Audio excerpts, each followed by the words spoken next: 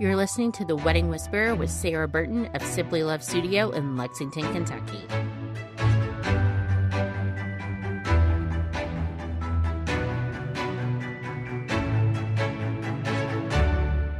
As I've mentioned before, I never know exactly what my podcast topics are going to be until I start having the same conversation over and over with brides. And that conversation lately has been about how to preserve their bridal bouquet. And I wanted to bring in the expert on that today, and that is Ruth Babcock. And she is with Carol Lynn Originals Events in downtown Lexington. So Ruth, I have known you for some time now. However, not being a Lexington native, I actually don't know a ton about Carol Lynn Originals as a business. Will you give me a little bit of background on the business as a whole? Absolutely. Carol Lynn, is that a person? Yes. So Carol and Lynn are my mom and dad. Okay. My grandmother bought an existing florist, which was called Jordan Florist, in 1954. It was an existing florist from 1945. So it's been in my family for almost 73 years. Wow. Next year. So when my grandmother bought it, my mom was just out of high school. She went to Lafayette High School. She was 18 years old. And for some reason, my grandmother thought she would have a talent in design. So they went off to Chicago. They took design school classes. They came back and took over the shop. So in the 70s, they changed the name to my mom and dad's name, which is Carol Lynn. So that's where the history comes from. Okay. And then when did you start in the floral world? Sure. So in 1986, I started officially working here. Of course, I was here at a playpen at my ripe old age of 1.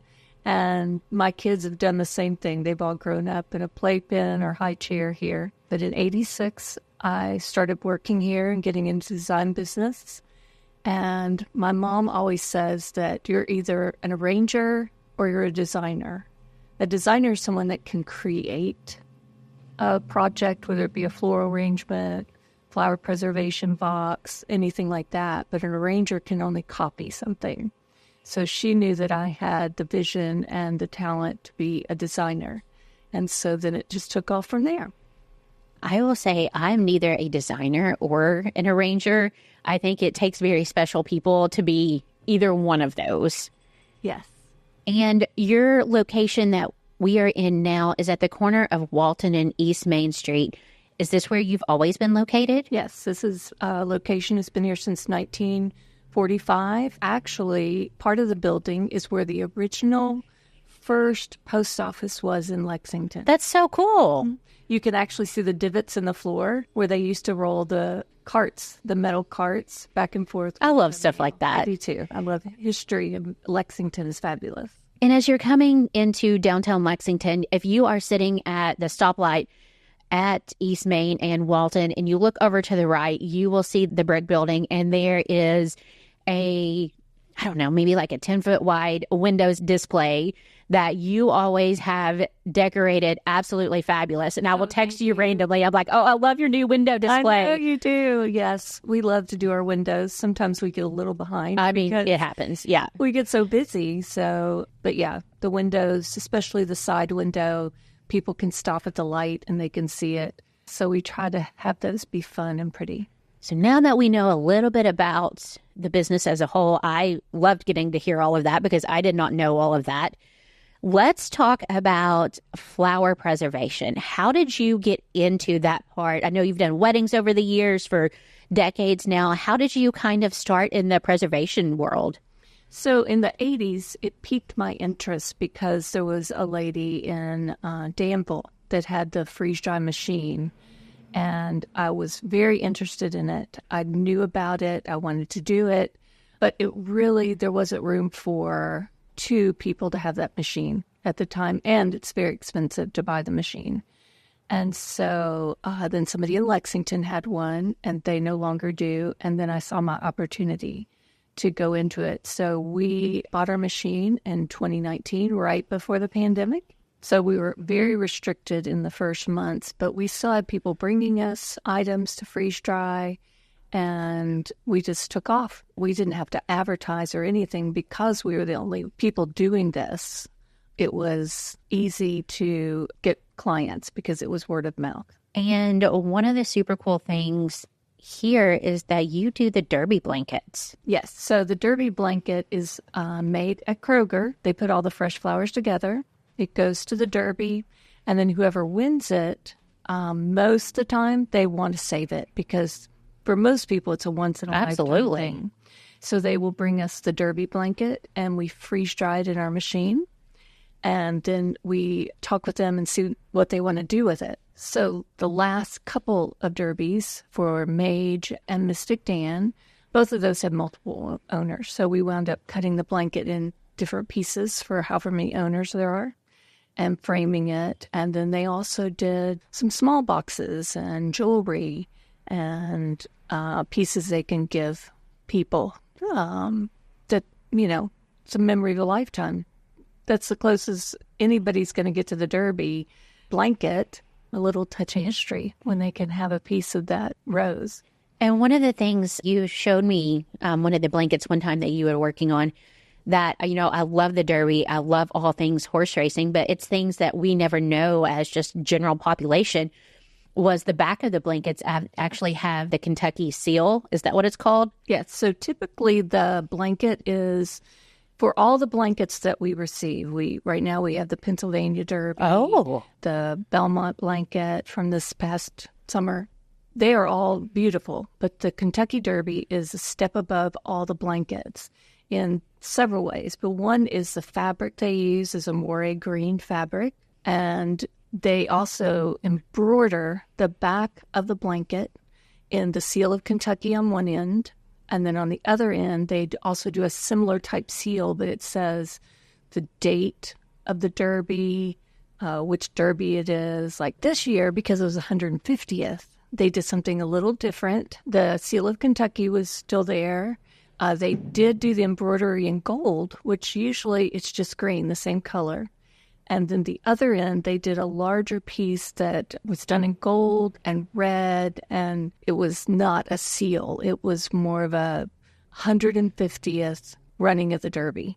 So it was really neat. And two, you've done Breeders' Cup, and I just think these things are so fascinating that they are done right here in Lexington. It's just, the first time I found that out, I was almost like awestruck just because it's so cool. And it's, most of the horse owners, they're small business owners, and they're also using another small business owner, and it's still in Kentucky. So absolutely. I actually probably should backtrack a little bit. We jumped right into all the cool things that you're doing with preservation and how you transition. But if someone is listening and they've heard of flower preservation before, but they're not actually sure what that is, can you explain that to them? So flower preservation can be done by freeze drying, which is what we do.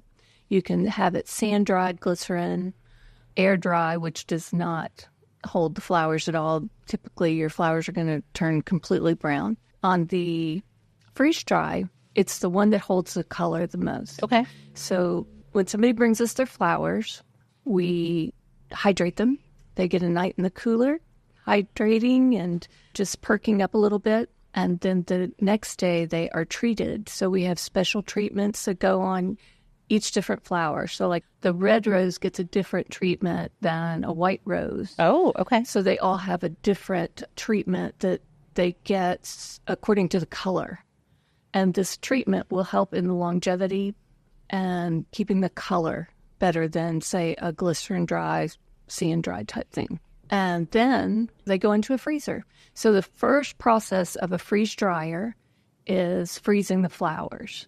So because we have so many coming in, we cannot open the freeze dryer and put more in. So we have 7 freezers, and the flowers, when they're brought in, they go into a freezer. And then when it's their turn to go into the freeze dryer, then they go in there.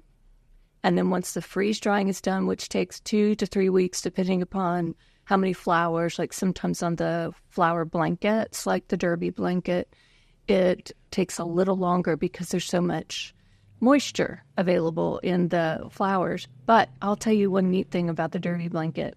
So the Derby blanket has several layers. It does have water tubes for every single rose, which no other blanket is like that. So it keeps hydrated longer. And so there's a little extra water when it gets to us, so that's going to take a little longer in the freeze dryer. Then it comes out and gets another treatment, and then we set a design meeting. So the client doesn't have to select anything when they bring their flowers in. We wait till the flowers come out and they can see how pretty they are, and then we go through the design process of selecting what they would like to have. Earlier in our conversation, you mentioned that you had gotten your machine in 2019. As we're talking, I actually had some flowers preserved this year, and during that, I think you actually got another new machine so that you could do more efficient and more at the same time. Yes, so we got a larger machine, and it will hold a whole lot more flowers. It has more racks, and so it gives us more opportunity to freeze dry more at one time. That's incredible. I love that it has grown that much. Yes. And if a bride is interested in having her bouquet freeze dried, what is kind of the process? You said she doesn't pick out anything until it's until it's freeze dried. How do you determine, or how do you get the bouquet in your hands after the wedding? So someone usually will bring it to us. Sometimes the brides are delaying honeymoon and they will bring it in, or a family member, usually a mother of the bride or somebody like that will bring it in. Is that usually on Monday? We typically want to get them as soon as the event or wedding is over. That doesn't always work out for them, but typically they come in on Mondays and Tuesdays. Okay. And we'll talk about pricing in a bit, but is there a deposit that they pay in the beginning to get started? Yes. So the deposit is $100. Okay. And it applies to whatever they select. Okay. And that's just to say, basically, we're committing to this. And so is that paid before the bouquet is dropped off, or is it kind of paid that day the bouquet is dropped off? It'd be great if it was paid before. Okay. A trend that we see is the people will call, or they'll go on our website where they can book time to drop off. And when they bring them in, and they'll say, I didn't think about this to the wedding day when I saw how pretty my bouquet was. Mm-hmm. I'm hearing a lot more of that. Yes. So most of the time we can accommodate them. Okay. When you get into October and some of the heavy months in the spring and summer, we can be extremely busy. So we've had to buy a new freezer here and there. So, but, you know, it's great if they can do it online. But if they can't, they just need to call us and make sure we have space. And then if they are planning ahead and they know that they want to have their bouquet done, are there certain flowers that do really well or maybe don't do as great through the process? Most flowers do well. The roses are fabulous. They do so well. We've done a lot of peonies this year. They are gorgeous. Some of them are just stunning. Some of the flowers that don't do as well are lilies. Oh. But what we tend to do is take the flower completely apart and freeze dry it and then put it back together. Wow. So it doesn't flatten on itself and curl and all that terrible stuff. So, but roses are usually just stunning. And there's all the garden flowers too, like dahlias, and depending upon the season, you've got a lot of fun things that usually do really well. And then how long is the actual kind of drying process now with all of your updated equipment? Once they go into the actual freeze dryer, it can be 2 to 4 weeks. Okay. So it depends on what else we have in the freeze dryer. Okay. Average is usually 2. Okay. So, and just like you said, it kind of depends on the time of the year and all of those things. Yes. We never try to run the freeze dryer empty. Like, I don't want to put a half freeze dryer and run it. But it's, from my experience so far, we've not had to ever do that. I don't have to, empty the freezers we have, and it's not full because we have so much business coming in. And then we've talked about some of the flowers that do really well. Are there certain colors that do really well, or maybe do some of the colors change in the process? So all the flowers tend to get darker. Okay. But I can't think of any flowers that just look terrible. Okay. As far as the colors. The red roses absolutely get darker. The white roses turn a little creamier than white, but most flowers are not white anyway. If you look at a flower and say, oh, that's a red rose, if you actually pinned it down, could isolate all the colors, which can be done on like an iPad, you can see all the different shades in there you had no idea were there. So once the flowers come out of the dryer, you call and let the bride know that they're ready and you are ready to do a design meeting, basically? Correct. Okay. So we set up a design meeting. We usually schedule it for around an hour, and then they can come in and see all the options. We have a lot of those options on our website, but it's just not the same as seeing it in person. I agree with that 100%. I think just seeing it in person is kind of mind-blowing that you can do all of these things. Yes, it's so fun. We try to take everyone on a tour so they can go see if we have the derby blanket in-house, or we did a bunch of blankets this year for the World Equestrian event that happens every year at the fair time in Louisville. It's very unusual for us not to have some type of horse blanket in here, and the people love to see that. Absolutely. And then as I'm sitting here talking to you, we have all these really pretty things on our table, so they can turn the flowers into even jewelry pieces like earrings, pendants. And I know that you have someone on staff that custom makes like boxes and like shadow boxes to put things in. So literally the sky's the limit. If they see something online, it's something that they can definitely send you and be like, hey, can you do this? Or how can we tweak this? What are you seeing most couples or most brides do with their bouquets? Most people will do a shadow box. Our most popular size is a 12 by 12. Okay. They get to select their wood. So one of our most popular is we have a Kentucky walnut. So it was grown right here in Kentucky. And I have 2 box makers now. Our fabricators are both from Kentucky, born and raised. And so it's just all about Kentucky when they have their boxes made. There's so much history there with the people that are putting it all together. We're all from Kentucky.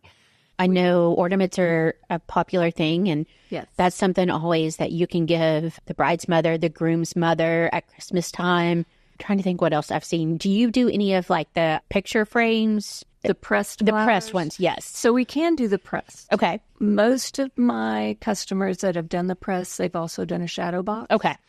The reason is the pressed flowers do not go in the freeze dryer. So you don't have as much control over color and things like that. If I put a spray rose in there, for example, roses are just impossible. You have to take every petal apart, and then you have to work with it from there. So if you have a lot of roses or anything that has a lot of petal count, it is not going to work in a pressed unless we just take some petals from that flower. So you're not going to have an intact flower. So the best flowers for pressed is flat flowers, things that are more flat. Like a Gerber daisy comes to my mind, but I don't even know. It's still a little... Really? Yeah. Okay. So some of the things like cosmos or a daisy, things that are just... Okay. I see. Okay. That's out. Flat do really well.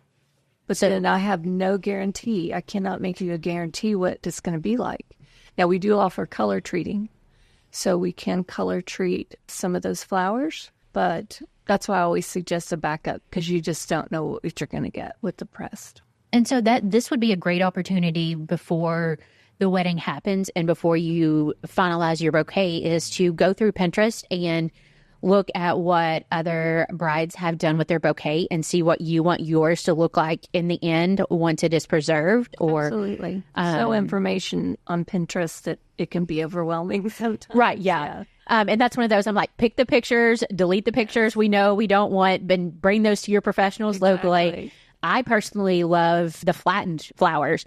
And so I wouldn't have known to have not gotten certain flowers for that. So if that was the look I was going for, then I would probably change my bouquet to, at least match that or know that I could go that route some.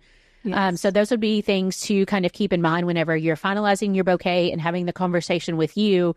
Hey, these are my flowers. What do you think that, I should do or could do? True. Now, going back to when they drop off the flowers, I know I said you don't have to make any decisions, right? But if you want pressed flowers, they're not going in the freeze dryer. So if a mom is dropping them off, she doesn't know what they want, they go to the freeze dryer, they cannot be pressed after they're freeze dried because they're crispy.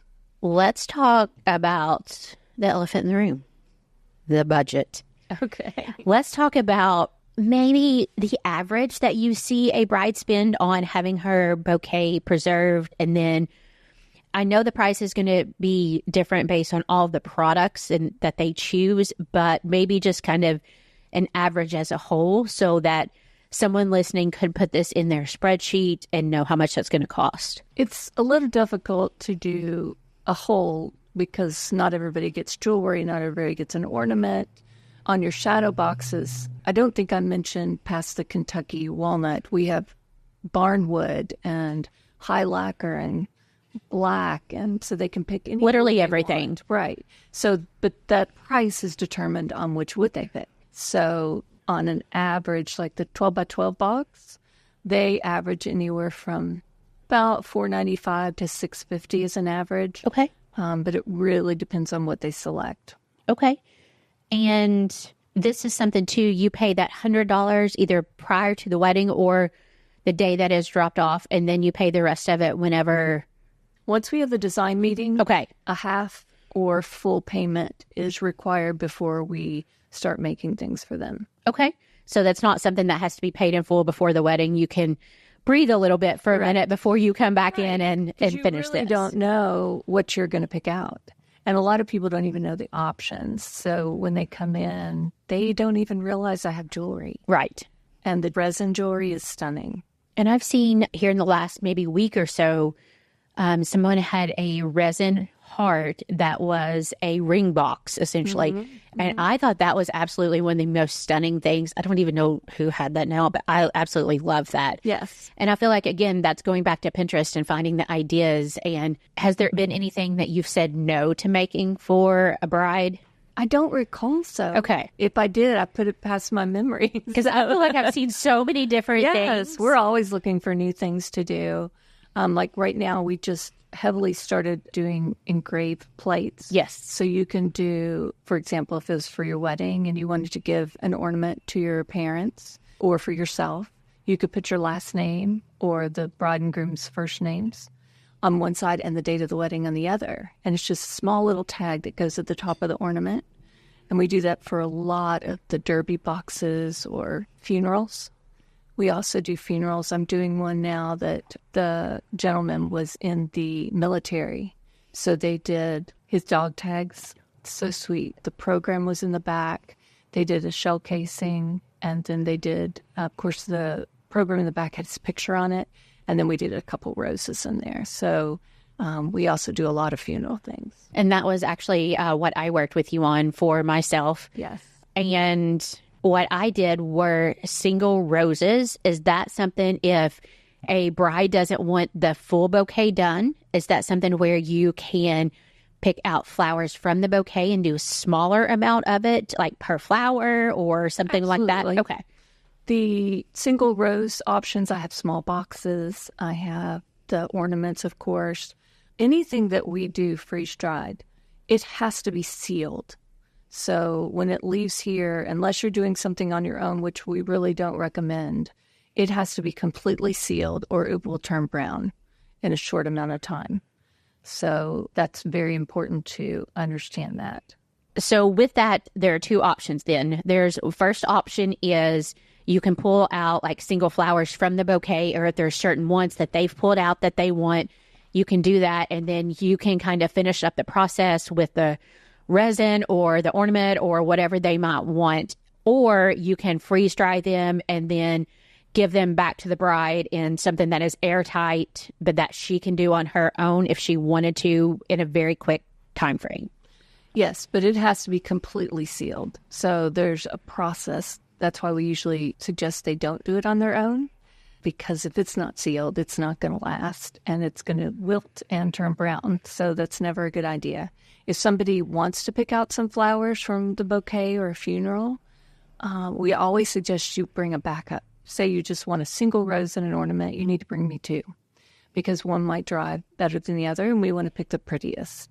And I will say that whenever I did my order, I picked out a certain amount of ornaments that I wanted for everyone. And then I still had roses, because that day I didn't know how many I wanted. I didn't know how many I needed. I just pulled roses and brought them in. And so then I took some roses home that were not in ornaments, basically.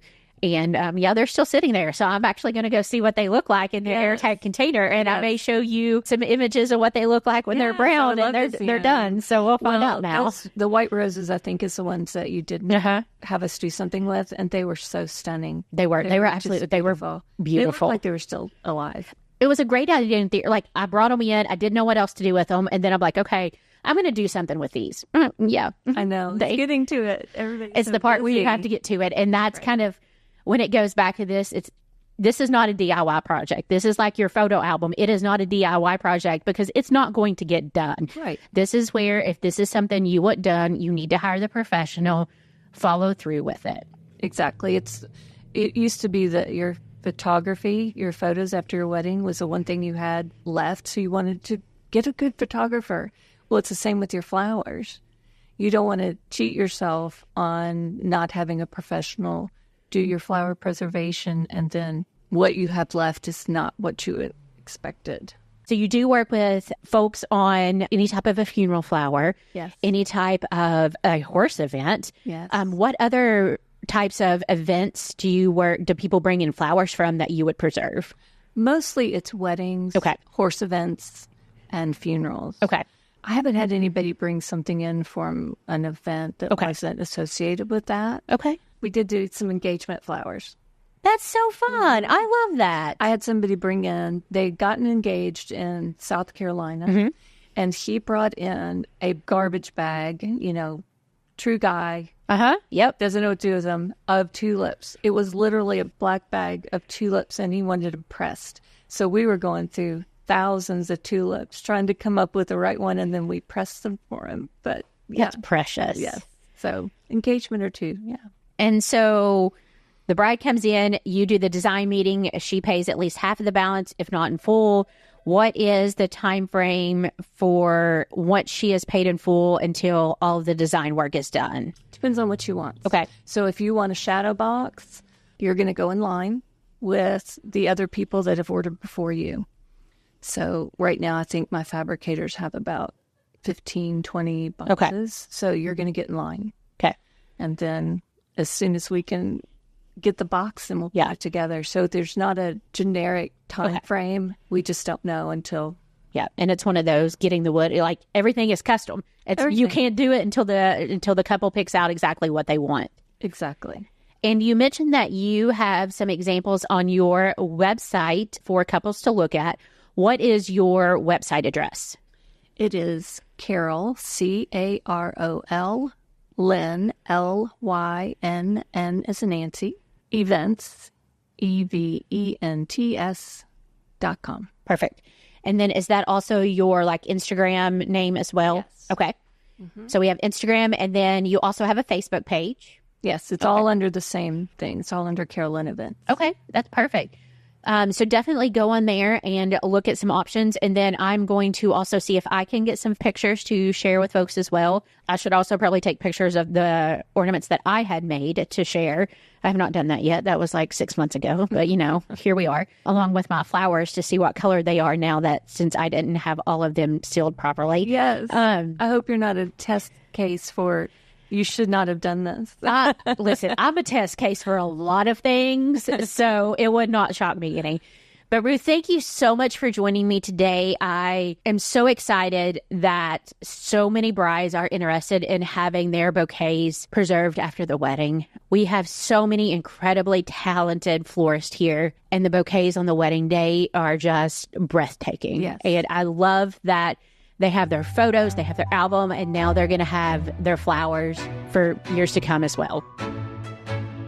For more information about Simply Love Studio or to schedule your wedding consultation, go to simplylovestudio.com.